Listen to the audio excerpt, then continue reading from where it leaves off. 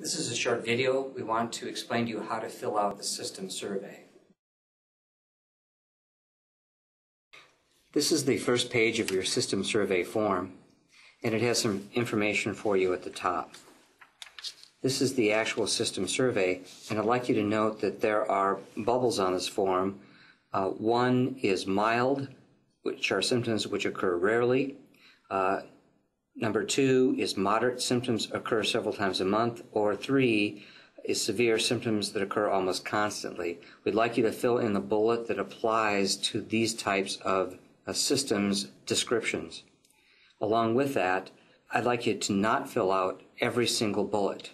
Only fill out the bullets that particularly pertain. Don't feel obligated to fill out every single one. On page 3 of this form is some very important information. It's called the Barnes Thyroid Test, and this is a axillary temperature or a core temperature test that we'd like you to do.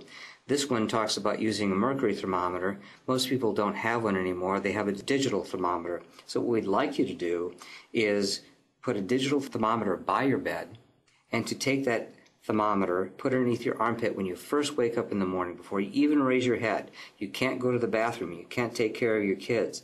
Put that underneath your armpit for 10 minutes and then hit the button and take your temperature. We want you to take several temperatures, ideally 5, and then we want you to average those. That is an important component of all of those things. Since many people have difficulty accomplishing that, there is an alternate method. And the alternate method utilizes oral temperature, ideally at 3 o'clock in the afternoon. Now, we'd also like you to look at variability of those temperatures. So ideally, you would take it 3 times during the day, and the last time would be around 3 o'clock in the afternoon. We would then ask you to average those temperatures, and all of that information gets recorded on this graph.